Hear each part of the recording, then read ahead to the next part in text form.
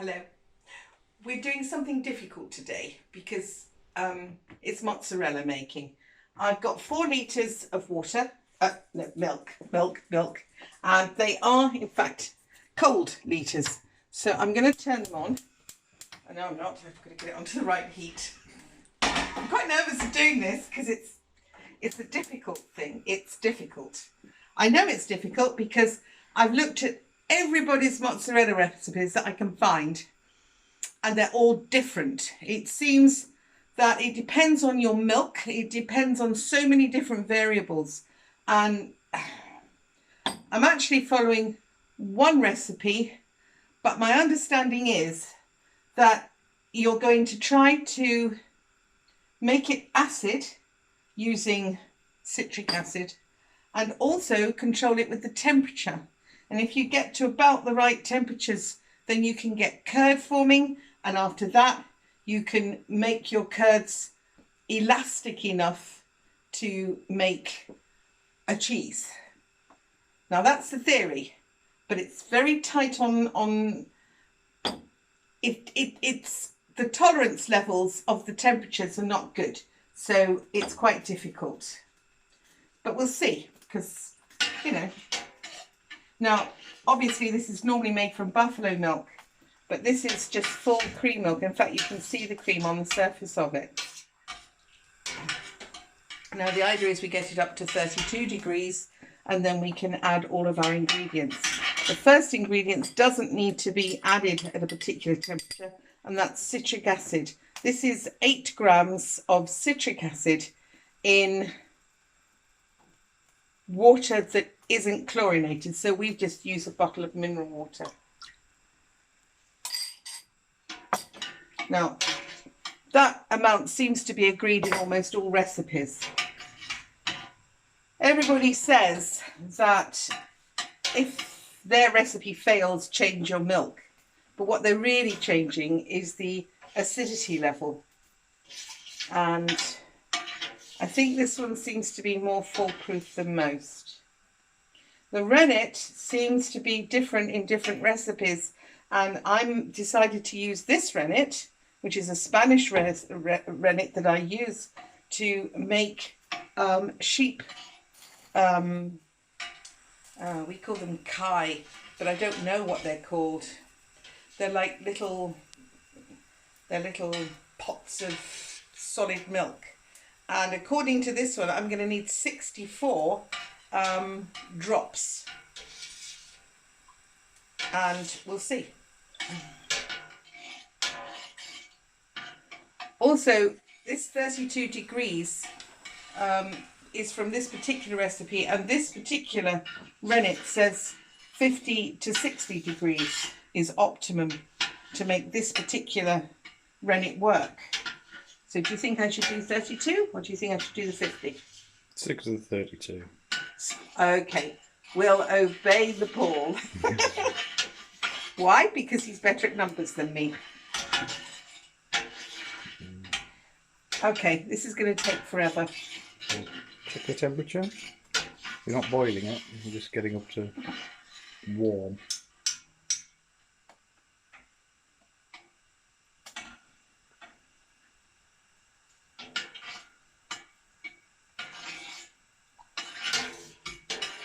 It's 24. It's rising.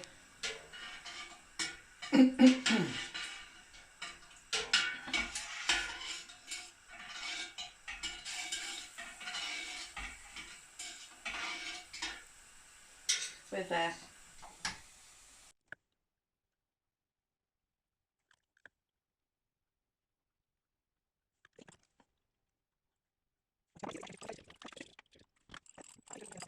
Okay, the reason that we conclude that the recipes tell you to mix this separately and count it out is because if you drop it into that drip by drip, it will start producing curd before you even get your second drip. And then you've got to mix it with the spoon. So you'll be breaking it up before you even get a chance to do it. The chlorine will kill off this. It's bacterial, and it's living. It won't like bleach, which is what chlorine in the water basically is. So I think that's the theory. But as I say, every mozzarella recipe is different. And they all seem to find one that works and stick to it for one particular milk. Ready? Okay.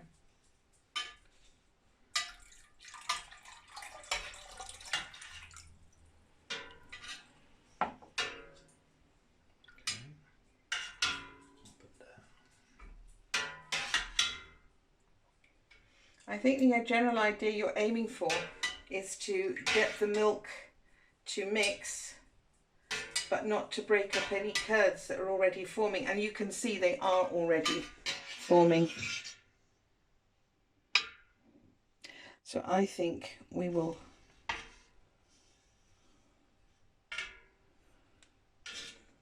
if you mush this about, you will end up with a sort of messy custard. So I'm now going to put the lid on that and get this straight into the box. Okay. Okay.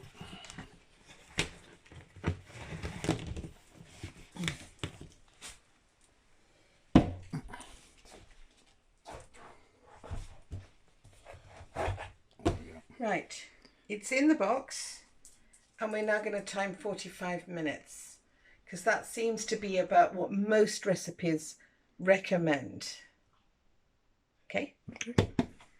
And then we're waiting to see if we've got a clean break. You're supposed to put a very clean finger in and lift it up and see if you've got a clean break. But you could see it's already beginning to form curds. So I think we will get a fine curd. The next problem that could go wrong is on the next level, which is having done your curds, you then heat it to make it stretchy. And at that point, that is another place where things go wrong. But we'll see, because it seems to be you get it to a high enough temperature to make the acid make this stretching occur, which is going to burn Paul's fingers because I won't be handling something that hot. I think it's something 88 degrees, isn't it, Paul? 85. 85. Well, it's pretty hot. Hot enough to make tea. So I think that the idea is that you control your acid level by your temperature. Now, there is a very scientific piece of paper I've got also that shows you have to keep testing with litmus paper at each of these stages. Well, that's going to make it even more of a difficult task. I'd like to get some sort of basic recipe that can work for everybody with pretty much basic milk. But because this is such a pain to make, it's going to have to taste an awful lot better than the stuff I buy for like 70p in little packets. It's been 45 minutes. And, oh gosh, you can see. It's changed, hasn't it? Look at that. That's a clean break. Excellent. That is really brilliant. It's already expelling its... this is working really well, this recipe. So lift that out and go and put it back on the heat. Right. This is about 32. Well, less than probably, but not a lot less. And look at that lovely cream break. This is better than anything I've seen on the internet and certainly better than anything I've read that's been described. Right, we put it on a small light because it has to rise very slowly. Oh, this is complicated. To 45 degrees. So it has to go up about 10 degrees, doesn't it? Over about 5 to 10 minutes. Okay, cut them into cubes. This is not so easy, is it? Right, well, this is the longest knife we've got. The little marks are just stains because it's cheap metal. It was freebie with a ham. Right, you're going to cut it. It's quite tough to cut. It's got a lot of rennet. You've got to chop it into little cubes, it says.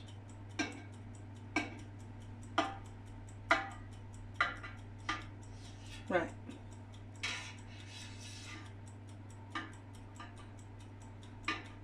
I mean, it's an interesting process, but I'm not sure I'd want to go through this every day.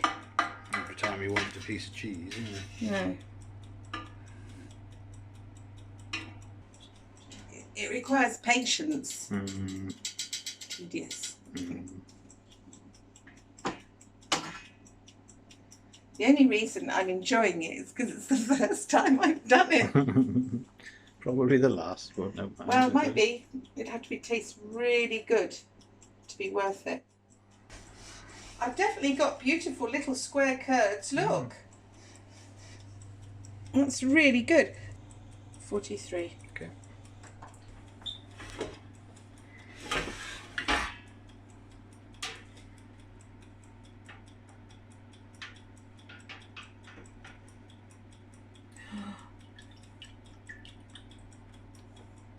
Looking good.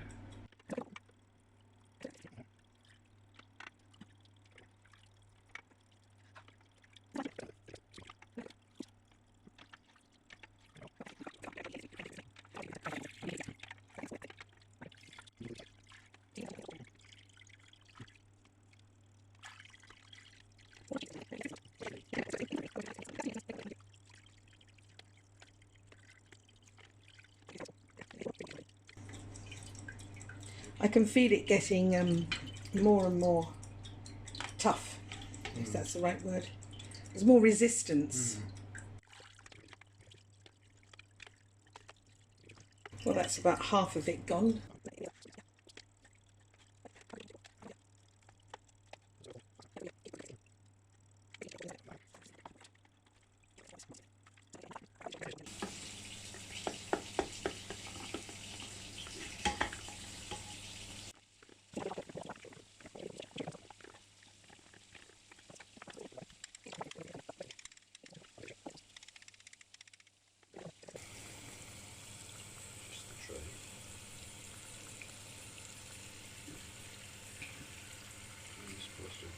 Wash that and scoop it out. This is hot on my little hands.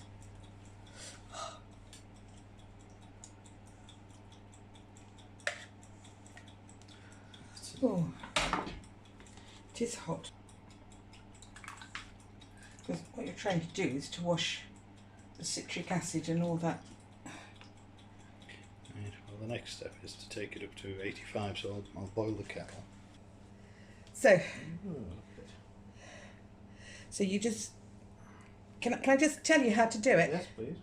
That's it. You use the weight of it. No, you hold it from the top and you let the weight of it pull it, stretch it. And that's going. Now you bend it in half. Right? Bend it in half. How far do you want it to stretch? Now you hold the top again and you let it stretch. And you do it again. It's quite a firm. Yes, I know. Paste. Try putting it back in the hot water and see if it makes it better. More able to stretch. It's the heating that makes it elastic.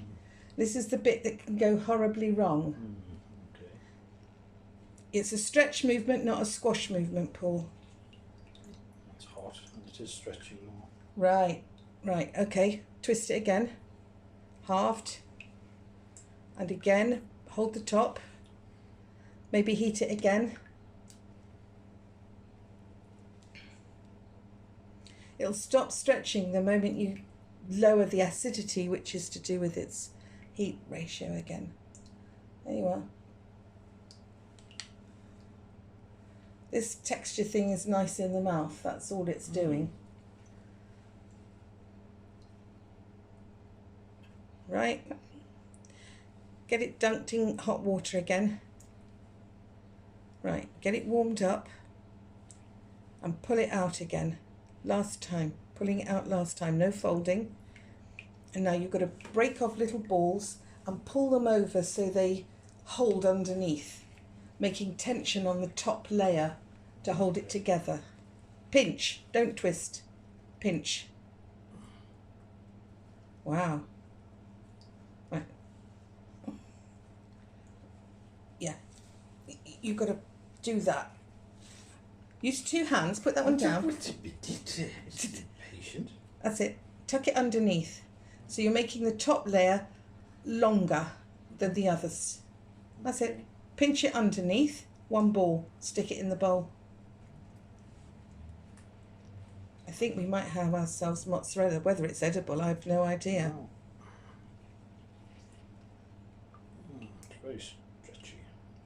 That looks good mozzarella to me, Paul. But I wouldn't bank on, I mean... Well, it might taste dreadful. So. Yes, it might taste dreadful, mightn't it?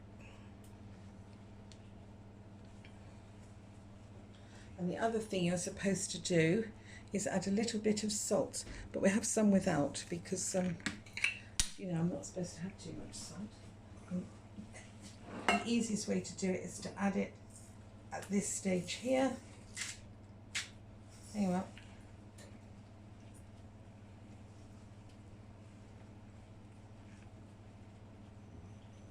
Well, they look like mozzarella balls, don't they? You think you've got mozzarella? Well, it looks like. Right, okay.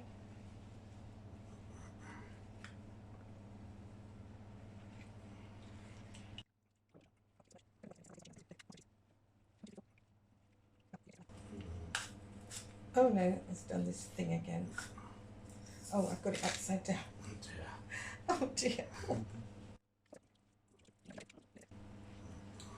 it's hot, isn't it? Could you have done it without the gloves? No. No. 85 degrees is too hot even for you. Scalding territory. 7 balls after all that effort. It's a lot of Effort. effort for a little bit of cheese.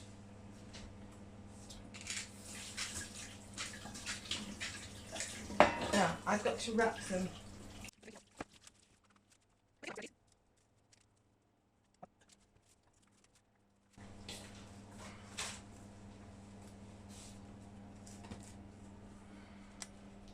That's it, they're wrapped.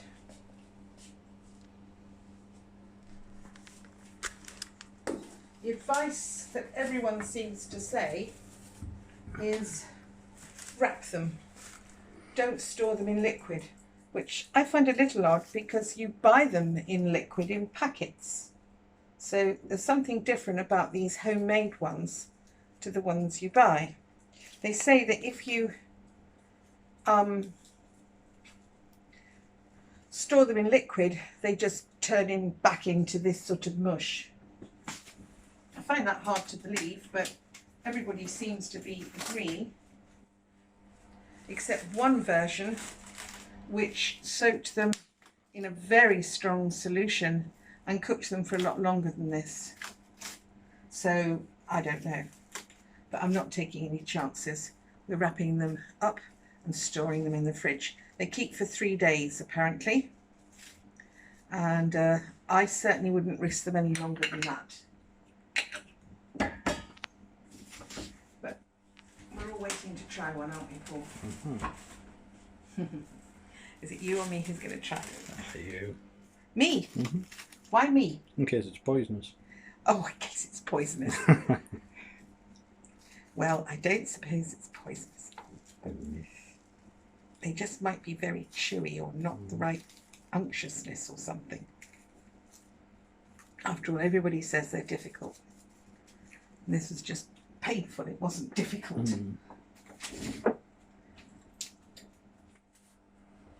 Right, well,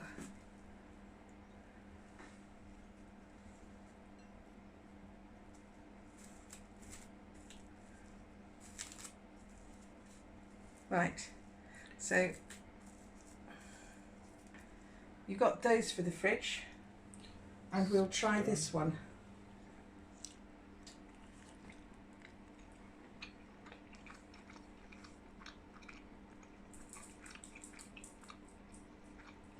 Well, chewing gum or cheese? Well, I think we squeezed too much out of them. I think they could have been slightly more liquidy, but I'll see how they melt down in recipes.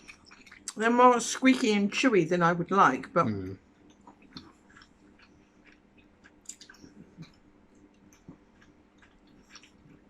they're not bad. Susan would like to try one. But I reckon you'd have to go about 40 times to get them to be. As you want them. You all right?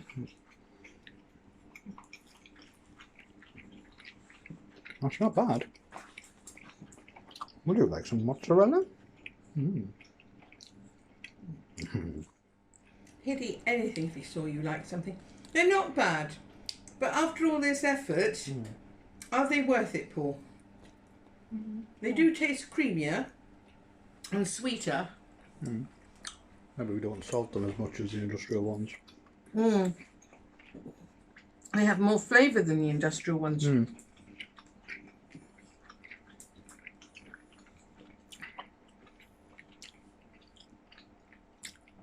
I think they needed less squeezing. Oh, you just love giving that dog food, don't you? What do you think? Tasty? Yums. Yum yums. Yeah, well, he liked them. Well, they're not bad, are they? They're pretty and good. I think we'll definitely eat them with salad and things, and Try think them they're very nice. on a pizza But I'm not type sure of they're worth all the effort. Considering about 60 pence to buy. How much were these? That would have been about 3.60. We've spent 4 on the milk, so About the same as buying them. yeah. Yes, about the same as buying them. Well, they're nicer than the ones you buy, I think. But would I go through all that again?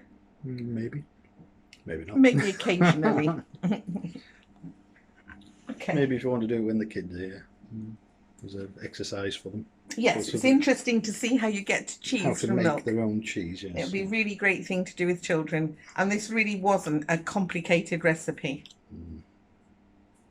Okay. Thank you. So this was based on the Alex recipe. My son is also called Alex. Different Alex. French cooking guy. Yeah, French cooking guy. Okay.